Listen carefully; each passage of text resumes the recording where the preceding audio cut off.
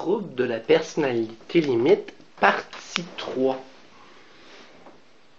Pourquoi il n'y a rien à faire pour... Ils ne peuvent pas s'améliorer. C'est gros, mais on l'a entendu, on l'entend de moins en moins, et c'est fort heureux. Des préjugés également, c'est des manipulateurs. Ce qu'il faut faire, c'est les cadrer, il faut leur mettre des limites. Donc, le cadre est important, mais quand c'est au détriment de l'accueil, des fois, on a l'impression qu'ils ont suscité tellement d'expériences, d'échecs thérapeutiques ou d'impuissance que les intervenants en sont venus à développer une aversion. Pour la clientèle, ils en ont presque peur.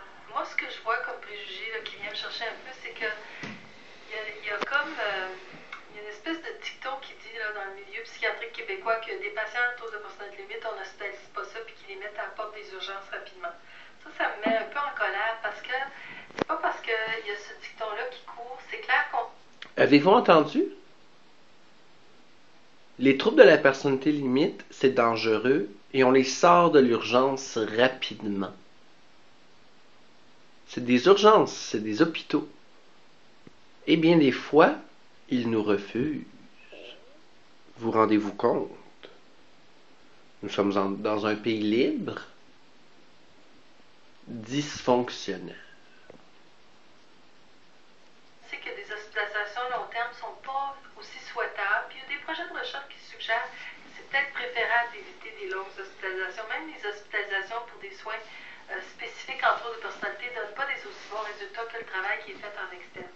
Mais quand même, les gens qui ont des troubles de personnalité limite ont beaucoup de comorbidités, ils peuvent faire des vrais troubles anxieux, ils peuvent faire des vraies dépressions, ils peuvent être des fois psychotiques et des fois ils ont besoin d'être traités puis observés pendant plus que 24 heures.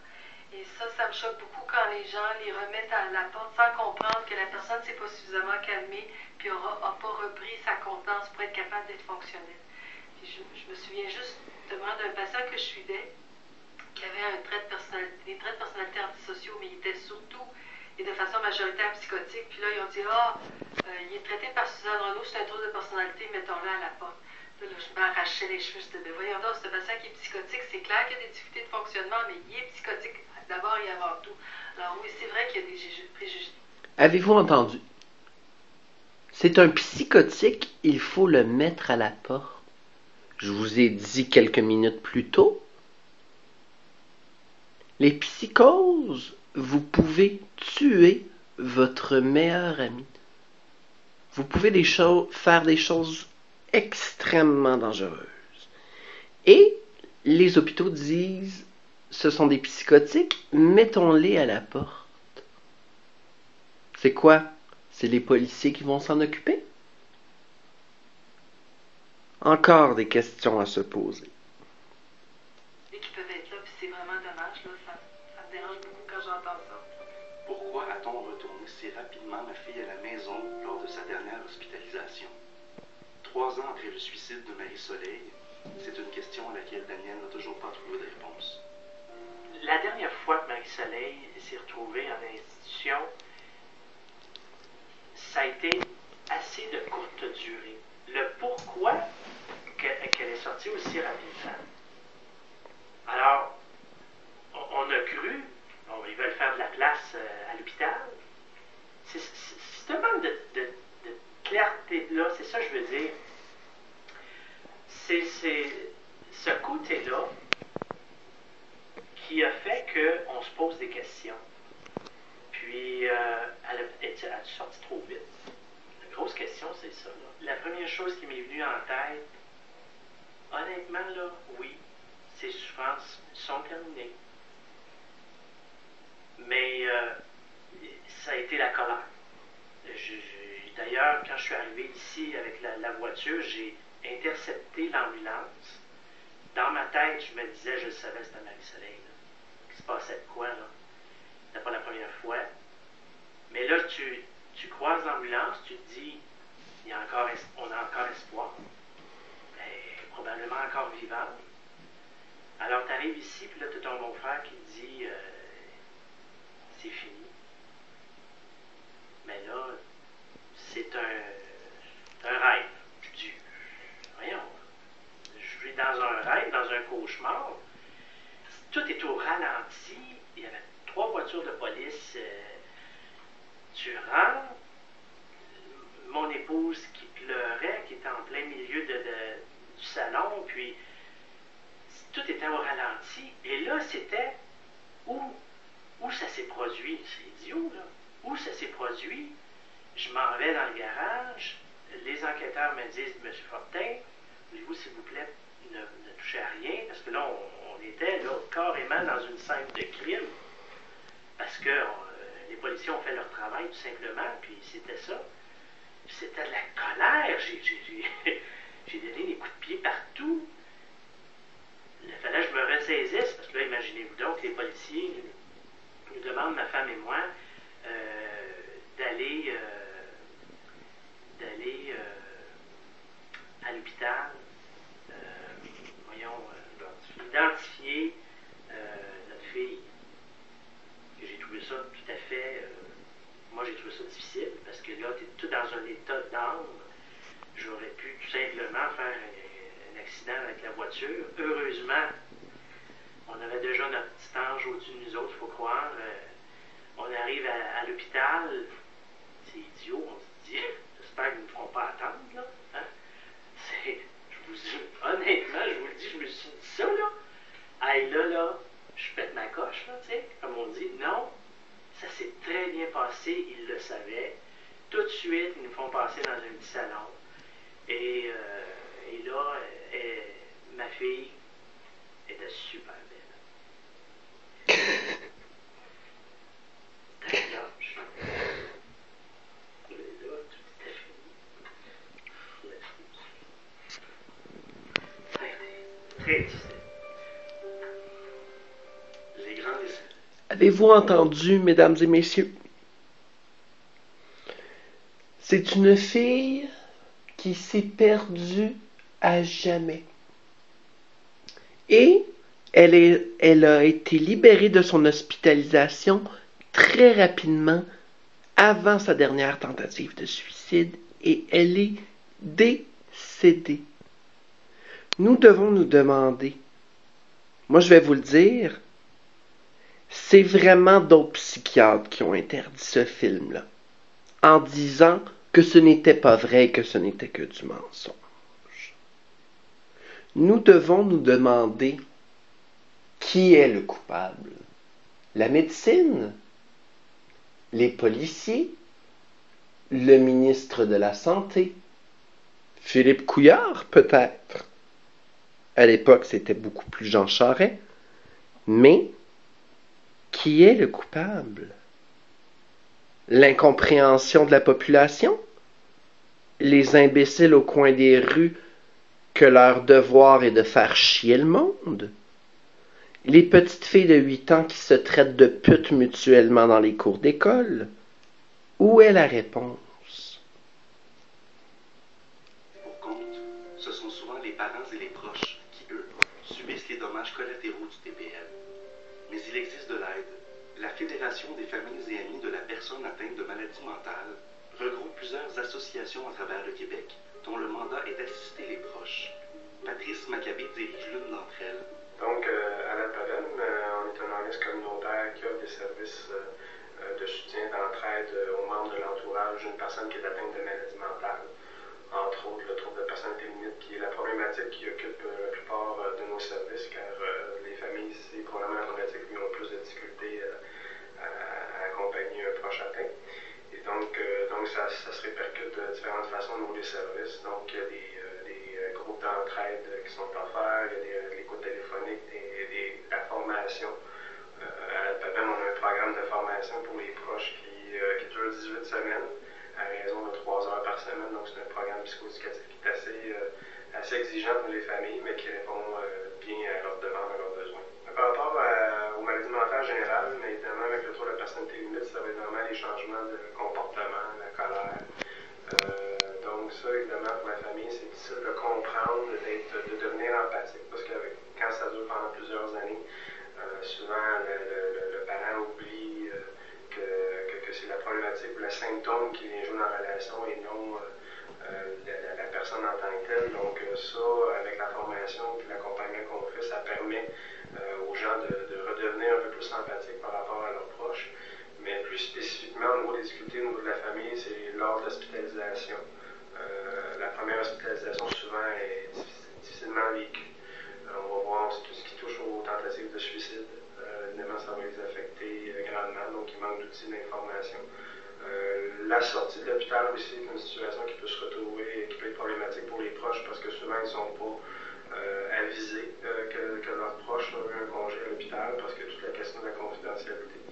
La confidentialité, c'est un des dossiers majeurs au niveau des proches parce que souvent l'équipe traitante peut demander de l'information de l'entourage, ça c'est quand ils le demandent, mais il n'y a pas de rétroaction. Donc on va trouver des situations loufoques où le parent qui héberge chez lui un adulte qui est atteint de maladie mentale, 18-25 ans par exemple, est hospitalisé et finalement la personne revient à la maison et le parent n'est pas capable d'avoir d'informations parce qu'il y a le joug de la confidentialité, la grande confidentialité. Ce qu'on ne retrouve pas dans d'autres problématiques. Par exemple, en oncologie, on va voir souvent l'équipe traitante qui va essayer de donner le maximum d'informations sur la problématique à la personne qui souffre de cancer. Puis, tant de l'alimentation, la médication, puis qu'est-ce qui peut être fait pour faciliter ce passage-là dans la maladie. Tandis que quand on parle de santé mentale, à moins d'avoir vraiment une équipe traitante qui est ouverte à ce partage d'informations-là, la famille n'aura pas d'informations. Maintenant, quand... Avez-vous entendu, mesdames et messieurs, quelqu'un qui est diagnostiqué d'un cancer, toute la famille le médecin va expliquer très bien tout ce qu'on doit faire à la famille. Mais dans un cas de trouble de santé mentale, l'infirmière et le médecin n'expliquera pratiquement rien. Car il va y avoir des professionnels qui vont penser et se dire qu'il n'y a rien à faire, donc ça ne sert à rien de parler à la famille. Où est le problème? Où est la solution? Qu'est-il de l'avenir des personnes souffrant d'un trouble de la personnalité limite? Quels sont les éléments qui font obstacle à un éventuel rétablissement? C'est clair qu'il y a une hypothèse psychosociale qui dit qu'on a des sociétés qui sont beaucoup moins structurées, qui n'ont pas donné l'encadrement aux enfants suffisant pour qu'elles apprennent, pour qu'une fois qu'elles sont des personnes adultes, elles apprennent à vivre leurs émotions, à ne pas agir de façon impulsive, qu'ils n'ont pas appris à justement se cadrer puis avoir une éducation qui leur permet de vivre les choses autrement que de façon impulsive et puis désorganisée, que ça pourrait avoir promu le développement de troubles de personnalité limite.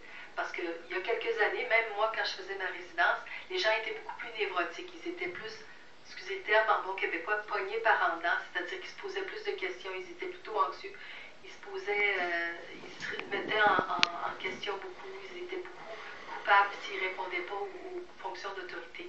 C'est clair que notre société a changé et qu'elle ne donne plus aux enfants et aux personnes qui grandissent ce genre de cadre-là. Alors ça donne peut-être un produit social différent. Une autre facette importante du trouble de personnalité, c'est l'expérience fondamentale que je ne suis pas capable d'être autonome, je ne suis pas capable, moi, en collaborant avec le milieu, à poursuivre des buts adultes. Et ça vient jouer dans la thérapie. La personne peut consulter assidûment, mais dans cette fantaisie, si on veut, que le thérapeute ou la société ou les proches vont le prendre en charge. Moi, je me sens impuissante et démunie. J'en ai pas de solution, mais toi, sans que j'aie à m'activer, tu vas prendre en charge mon rétablissement. Et c'est le premier défi auquel on doit faire face, d'aider le client à réaliser la part de contrôle qu'il a sur sa propre vie. Ce que j'ai à voir dans le fait que je vais mieux, c'est sûr qu'il y a une grosse partie que c'est moi qui ai décidé d'arrêter d'être une victime, puis d'arrêter de subir ce que je me faisais vivre en plus la plupart du temps. C'est quand je me suis rendu compte que la plupart des souffrances que j'avais étaient causées par moi. Ça m'a vraiment fait du mal. Là. Sur le coup, ça m'a vraiment blessé profondément. Là. j'ai dit, Colin, j'ai tellement souffert, puis c'était souvent par ma faute à moi, puis c'était pas les autres, là, c'était moi ma façon dont je voyais l'affaire qui faisait que je me détruisais. Ça m'a fait beaucoup de mal, là. Mais maintenant, c'est que je suis conscient de ça. Fait que des fois, ça arrive encore quand je passe sur l'autre voie, la voie que j'ai toujours pris avant. C'est normal que ça arrive encore. Mais je réussis à me ramener et à me dire, ben voyons, là, c'est pas de même, là, arrête, là. C'est bien trop fou ce que tu penses, là. C'est tellement extrême, là. Calme-toi, là. Puis essaye de voir, là, je me pose des questions comme on fait, c'est ça qu'on fait en thérapie. On se pose des questions de pourquoi. Des fois, c'est fatigant, là. Puis je suis pas habitué de faire ça, mais ça m'aide, là. Puis ça fait que je me calme et je me dis, ouais, il a peut-être fait ça à cause de ça, il a peut-être même pas voulu, il a peut-être jamais pensé me faire du mal. Puis moi, j'ai tout interprété ça, puis j'étais là d'habitude pour ça, là. Puis ça l'aide pour beaucoup. Puis c'est vraiment moi qui ai décidé d'arrêter d'être une victime, puis d'arrêter de faire souffrir les autres aussi, parce qu'en étant de même, ça fait souffrir ma fille, ça fait souffrir ma blonde, ça fait souffrir le monde autour de moi. Je crois qu'un progrès significatif peut être obtenu quand des deux côtés, le thérapeute et le client, il y a un investissement important. On peut aussi, plutôt que de parler de guérison, parce qu'il faut voir d'où on part. Si on part d'un trouble très sévère, je pense que c'est illusoire, bien souvent, de croire à une résilience complète, mais on peut le voir comme une diminution graduelle du degré de sévérité. Mais ça peut faire une bonne différence dans la vie de quelqu'un.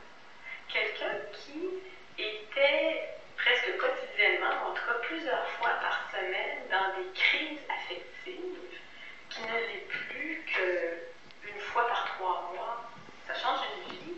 Quelqu'un qui n'arrivait pas à travailler tellement les interactions avec les personnes étaient intolérables et le réactivaient, qui peut maintenir un emploi stable, ça fait une différence. Il y a un deuil à faire. OK, c'est pas aussi vite ou c'est pas autant que j'espérais, mais il y a une réelle gratitude et une réelle appréciation quand les changements sont poursuivis avec assiduité. Ce sont des personnes très courageuses. On parlait tantôt de préjugés. On les dit souvent peu motivés, ambivalents. Lorsqu'ils sont placés dans un contexte thérapeutique qui est adéquat pour eux, ce sont des clients très persévérants, très courageux. Qu'est-ce qui fait que je vais mieux? C'est que, premièrement, j'ai appris que j'étais aimable parce qu'on m'a prouvé qu'on m'aimait. J'ai eu la preuve que des personnes qui étaient hors de ma famille ou hors de mon cercle immédiat pouvaient être attirées par moi. Donc ça m'a aidé à mon rétablissement parce que je suis très bien entourée. Je suis proche de ma famille, j'ai un chum, j'ai ma soeur, j'ai des amis qui m'aiment et puis qui m'écoutent. La clé aussi, c'est la communication. Il faut parler. Il ne faut pas garder pour soi parce que ça fait juste accentuer l'inquiétude de la part des proches. Mais quand on leur dit vraiment qu'est-ce qui se passe, ça leur démontre qu'on leur fait confiance. Il y a aussi le désir de changer parce qu'on peut vouloir changer mais rien faire. Ce qui fait que je vais mieux aujourd'hui aussi, c'est ma thérapie. Parce que pendant 2 ans, j'ai eu un cerveau extérieur à moi parce que mon cerveau, je n'étais pas capable de m'en servir de façon adéquate, comme je pourrais dire. Donc, c'est vraiment les thérapeutes qui ont joué le rôle de ma raison puis qui ont réglé le thermostat des émotions en me mettant en perspective les choses que je jugeais de façon erronée. Donc, j'ai appris avec ça à me servir moi-même de mon cerveau, puis j'ai plus besoin d'un cerveau extérieur aujourd'hui. Les choses que j'aurais à dire aux gens qui sont TPL, c'est vous autres qui décidez. Même si c'est sûr que si tu es souffrant maintenant, tu dois dire non, c'est pas de ma faute, c'est de la faute à ça, c'est de la faute à ça, c'est de la faute à ça. C'est de ta faute aussi. Puis c'est tout quelque chose que tu es mal programmé. Hein. C'est pas vraiment. C'est de ta faute, mais en même temps, c'est pas vraiment de ta faute. C'est ça qui est le problème. C'est que tu es mal programmé par rapport à ce que tu as pu vivre plus jeune. Puis tu t'es programmé d'une façon qui est complètement dépassée de la réalité. Puis ça s'arrange. C'est dur, là. Je dis pas que c'est facile puis que ça se fait de même en claquant des doigts. Là. J'ai arrêté de prendre la drogue puis c'était plus facile que ça. Mais c'est difficile, mais ça se fait. C'est long, c'est des fois plate, c'est souffrant. Mais de plus en plus ça va dans ma thérapie, dans mes choses, plus loin que je suis. Et je suis sûr que moi je suis capable, tout le monde est capable. Marie-Soleil n'aura pas vécu assez longtemps pour réaliser jusqu'à quel point elle exerçait un pouvoir sur sa détresse. Avez-vous vu le visage de cette petite fille?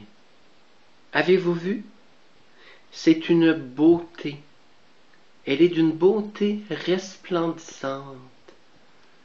Cette petite fille-là est morte par suicide, médicament ou bien automutilation. Avez-vous vu tout l'amour qu'elle a dans le visage? Cette petite fille-là a sûrement vécu beaucoup d'intimidation à l'école par la jalousie des autres petites filles qui le voyaient qu'elle était belle.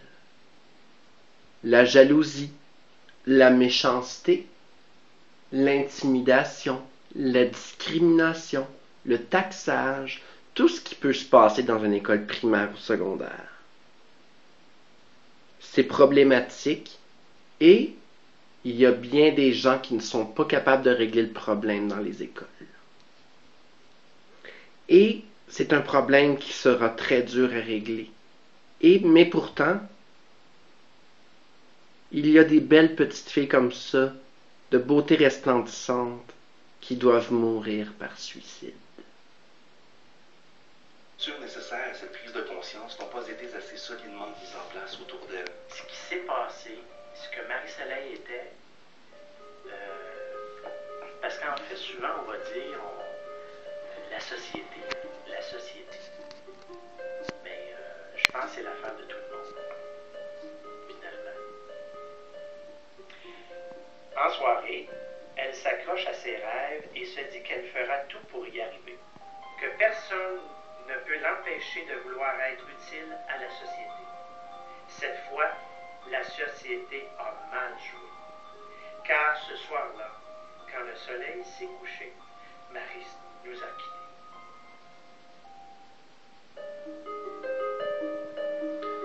C'est un film qui a été réalisé par Étienne Gervais. Étienne Gervais a aussi fait un livre. Il a aussi écrit un livre il y a quelques années, quand je suis sorti de mon hospitalisation et tout. Ça, le documentaire, c'est Les miroirs déformants. Allez voir sur Archambault Étienne Gervais et vous allez voir L'ennemi en moi. C'est ça. Le livre, c'est L'ennemi en moi d'Étienne Gervais. Le film que vous avez vu, que je vous ai fait regarder, a été interdit et tout par d'autres médecins. Mais pourtant, c'est un film qui donne plein de trucs et qui va aller sensibiliser les gens. Mais c'est un film qui a été interdit après seulement quelques semaines. Après sa mise en... Après que le film soit sorti et en tablette, il a été interdit. Par d'autres médecins qui trouvaient que ça servait à rien de faire des films documentaires comme cela. Donc, moi je vous dis, la médecine doit changer. C'est plate à dire, car c'est des gens qui ont des doctorats et qui, bien des fois, qui sont milliardaires. Mais, bien des fois, c'est des médecins, pas tous. Il y a des médecins que je connais que c'est des anges et qui font très bien leur travail. Mais en même temps, il y a des médecins que leur désir, c'est de finir leur journée et de pouvoir aller jouer au tennis en double avec leurs femmes. Je me suis fait traiter par des médecins. Des médecins m'ont dit que je n'étais qu'une tapette et qu'il n'y avait rien à faire avec moi. Des psychiatres à Sacré-Cœur et tout. Allez voir Docteur Rating. C'est un site pour pouvoir donner des notes à ces médecins. Et allez voir certains médecins psychiatres québécois. Vous allez être surpris, mesdames et messieurs. Sincèrement, il y a beaucoup de travail à faire, mais pourtant il va toujours y avoir des imbéciles sur cette terre pour causer du stress et de la tristesse à des gens sensibles ou pour, est-ce qu'on peut dire, naïfs et fragiles, et il va toujours avoir du monde pour se foutre de notre gueule et nous faire pleurer. Mais nous devons nous dire que le monde changera un jour. Peut-être qu'on va avoir un nouveau premier ministre au Québec. On va avoir un bon ministre de la Santé, mais il y a beaucoup de travail à faire. Pour les gens qui souffrent de troubles de la personnalité limite, je voudrais vous dire, faites-vous de bons amis. Et quand vous voyez que les gens sont méchants et tout, et qu'ils ont l'air profiteurs, éloignez-vous. Dites-vous que vous n'avez pas besoin de vous automutiler. Vous pouvez vous diriger vers la peinture, le tricot, le yoga. Moi, le tricot, ça m'a fait beaucoup de calme. Quand je suis en crise, tricoter, ça m'aide beaucoup. Dites-vous que vous allez toujours avoir quelqu'un pour vous aider. Et tout. Il y a des lignes, aussi d'écoute, telle aide, telle écoute, gay écoute, suicide action, l'autre maison, phobie zéro. Vous pouvez trouver toutes ces lignes-là sur Internet et tout. Et je vais vous les laisser dans le bas de la page. Je vous remercie et je vous souhaite bonne chance.